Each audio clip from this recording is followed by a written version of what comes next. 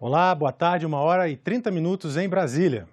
Ocorre nesse momento, na residência oficial do Senado, um almoço com os presidentes do Senado, Rodrigo Pacheco, e da Câmara dos Deputados, Arthur Lira, e o ministro da Economia, Paulo Guedes. Nós temos, inclusive, imagens da chegada, agora há pouco, vamos ver aqui, imagens da chegada, agora há pouco, do carro trazendo, da comitiva de carros trazendo o ministro Paulo Guedes. Rodrigo Pacheco disse na última sexta-feira que espera a implantação de um novo auxílio emergencial pelo governo federal, já agora, no próximo mês de março, podendo durar até junho.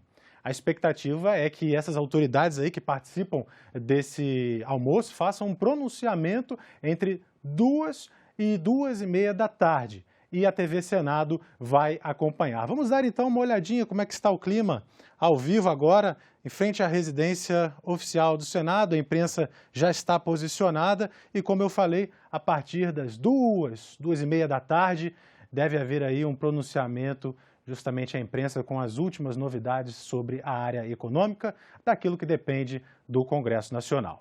Vamos seguir com o nosso noticiário.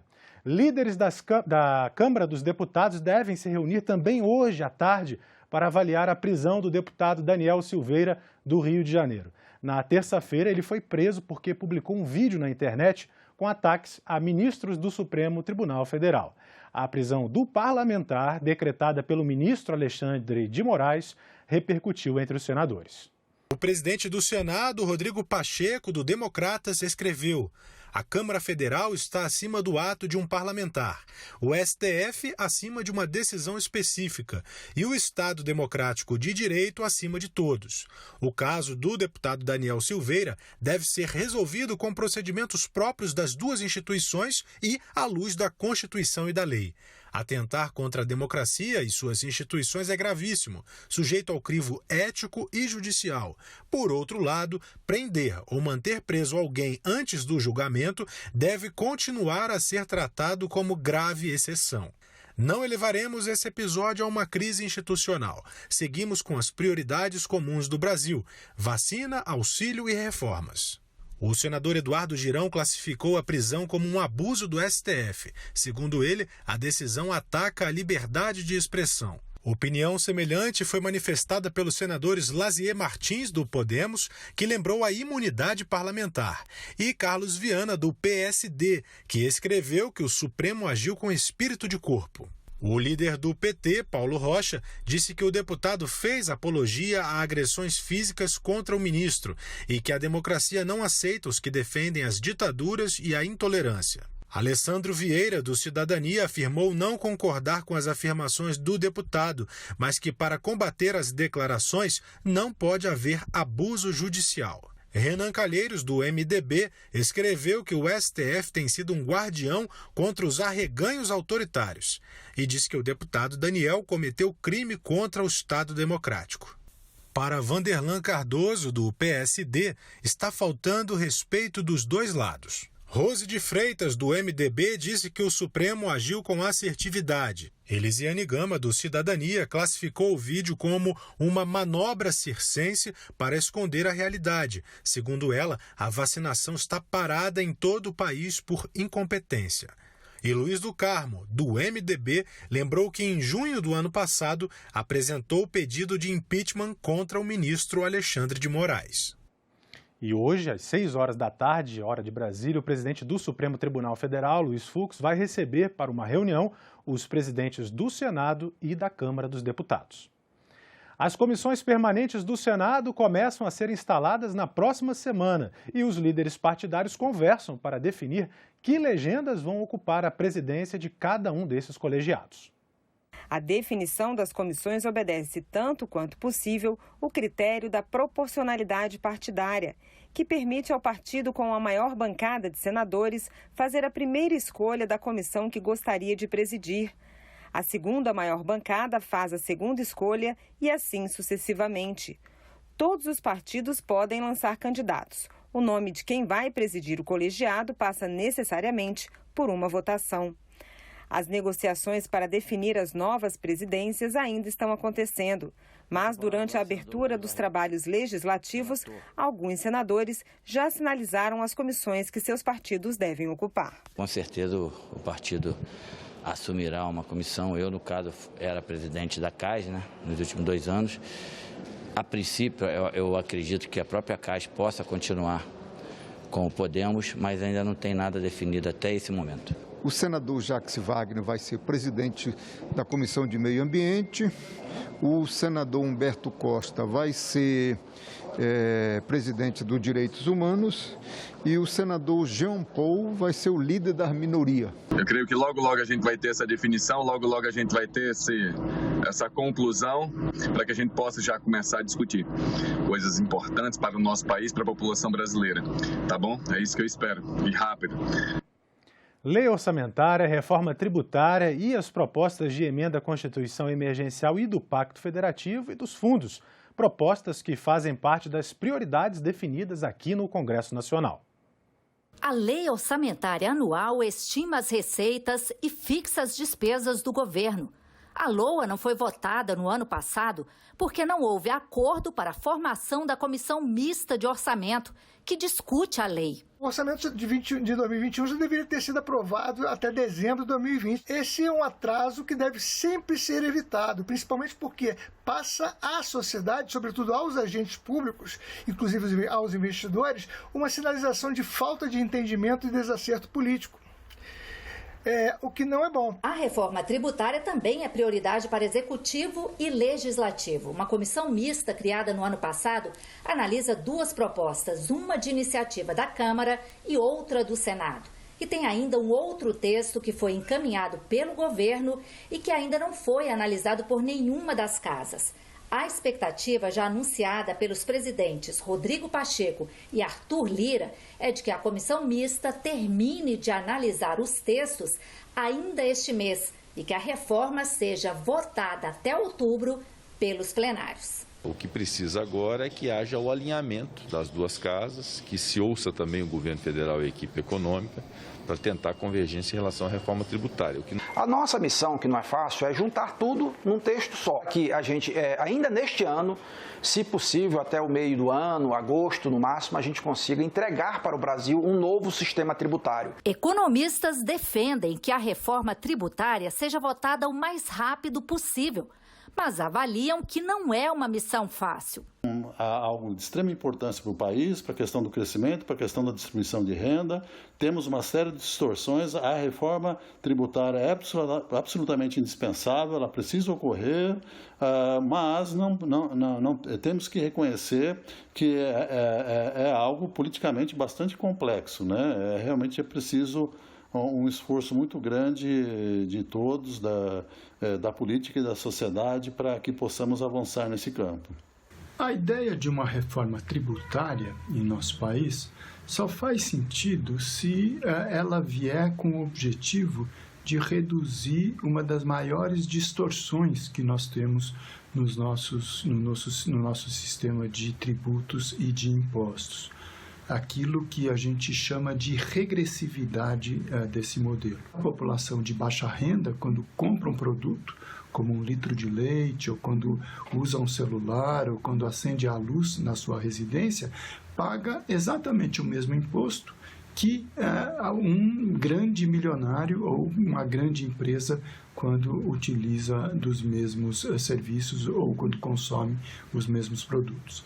Então, a gente precisa de uma mudança no sistema tributário para promover redistribuição de renda, para promover justiça social.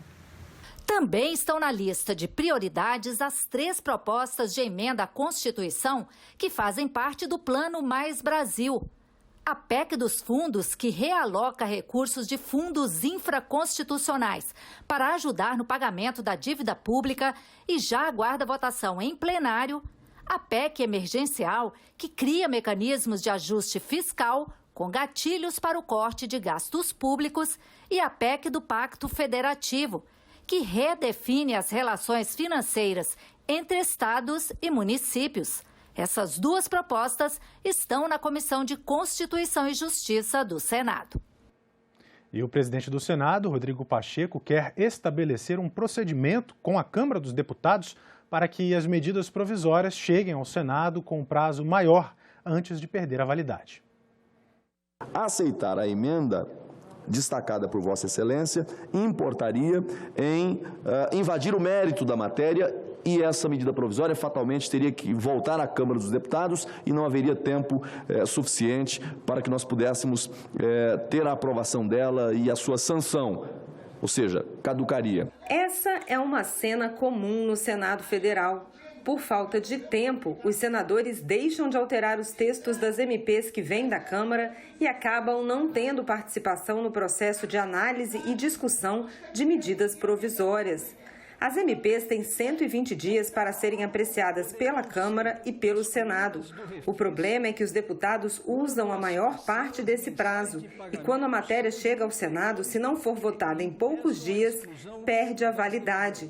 Situação que incomoda os senadores e foi tema de debates logo na primeira sessão do Senado deste ano. Ou nós criamos um impasse e fazemos hoje um marco disso, ou nós vamos ficar eternamente a reboque e sem poder deliberar, participar, discutir, acrescentar, criticar, fazer as alterações necessárias e ficar contra os absurdos que se fazem em medidas provisórias. Aproveitam a agilidade, o final do trâmite da matéria para enxertar coisas absurdas. O Senado não pode ficar neste aperto de apreciação de medidas provisórias que chegam com 24 horas para serem vencidas. Esse é um debate pertinente, presidente, para travarmos para que nós possamos, em definitivo, ajustar essa situação que impede que nós cumpramos, inclusive, o papel. Não podemos mais ser os carimbadores. Este é o nosso protesto aqui, ó, da direita, esquerda, centro, não tem um senador que não esteja protestando dessa forma. E também reiterar, junto com os demais senadores, essa angústia, né? Já são 2 anos de participação na casa e sempre votando MPs nesse sufoco. Não é mais possível aceitar que a gente tenha sempre essa mesma cantilena. Não podemos mexer no mérito porque o prazo está estreito. Ora, então não precisamos mais do sistema bicameral. Basta que tenhamos a Câmara dos Deputados fazendo o ajuste como bem entender. É só um custo para o Brasil. Tem um Senado que não pode se manifestar em qualquer tema. O problema é antigo. Já em 2013, o então presidente Renan Calheiros decidiu não mais aceitar medidas provisórias com prazo inferior a 7 dias para perder a validade. Apreciar a medida provisória nas últimas horas de vigência significa, em português mais claro, limitar o papel constitucional do Senado. E nós não vamos continuar aceitando que a tramitação se dê dessa forma. Essa questão do prazo, ela chegou a ser mitigada um pouco quando o Supremo Tribunal Federal, numa decisão de 2012, com a relatoria do ministro Fux, entendeu que as medidas provisórias tinham obrigatoriamente que passar pelas comissões mistas.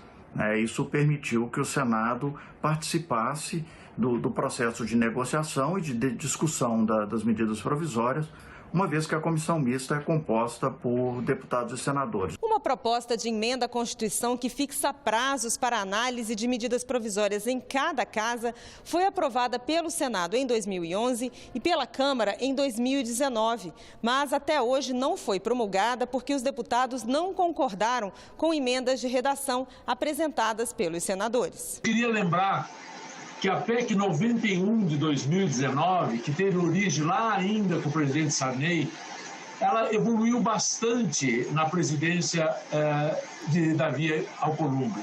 Depois, não sei por que razão, as tratativas cessaram, pararam. Talvez pela pandemia, talvez por outros assuntos que atropelaram e realmente criaram essa dificuldade. Mas acho que está mais fácil do que parece. O presidente do Senado disse que vai enfrentar esse problema e apresentou 2 caminhos. O primeiro seria um entendimento com o presidente da Câmara para que as MPs cheguem com mais antecedência. Outra possibilidade seria a aprovação da PEC que determina prazos de análise para cada casa. O terceiro caminho, que seria o mais desagradável, seria, se nenhum caminho for tomado dos dois primeiros, infelizmente, deixar de apreciar a medida provisória e deixar caducar, e aí vai ser algo pedagógico para que a gente consiga, então, o primeiro ou o segundo caminho concretizado. Medicamentos, vacinas e produtos necessários ao tratamento da Covid-19 de propriedade de indústrias estrangeiras podem ter seus preços reduzidos caso seja aprovado um projeto de lei que prevê a quebra de patentes durante a pandemia. A licença compulsória, mais conhecida como quebra de patentes, pode ser adotada para combater práticas anticompetitivas que tenham impacto no acesso e na inovação no campo da tecnologia médica. O Programa Brasileiro de Combate à AIDS, um exemplo reconhecido em todo o mundo, há mais de uma década incorporou a quebra de patentes com excelentes resultados. Em 2013, a dose do produto original Efavirenz importado custava $15,90. O genérico, 43 centavos de dólar. Graças à opção, o país economizou $1 bilhão e 200 milhões de dólares. Nós temos dois problemas sérios para poder implementar a quebra de patentes nesse momento da pandemia. O primeiro deles é que, mesmo quando há uma quebra de patentes, e aí nesse caso, o detentor da tecnologia é obrigado a fornecer toda a informação necessária para a reprodução dessa tecnologia, não dá para obrigá-lo a fornecer os insumos necessários. E nós sabemos que para produzir um imunizante o Brasil não tem a produção interna de vários desses insumos. O outro problema, e esse talvez seja o mais grave, é que nenhum laboratório internacional pediu a patente ou foi concedida essa patente internamente.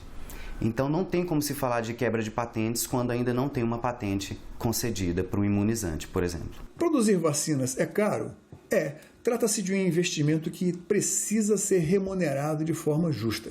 Mas ainda que a licença compulsória tenha que enfrentar complicados processos na justiça internacional, trata-se sobretudo de um instrumento político para ser aplicado na hora adequada. Com a escassez de vacinas, o surgimento de novas cepas do vírus e a hipótese de que a imunização tenha que ser renovada ano a ano, tudo indica que a quebra de patentes virá, e o quanto antes, melhor. A quebra de patente em medicamentos para combater a pandemia da Covid-19 não implica ignorar o direito às patentes, mas relativizar esse direito em caráter temporário em vista do interesse maior do povo brasileiro, propiciando assim a produção a custos mais baixos e sustentáveis para salvar vidas.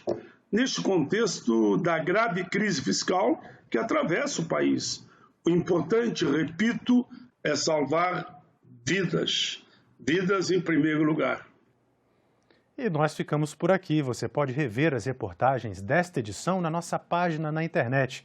Acesse senado.leg.br/tv. Muito obrigado pela sua companhia e até a próxima.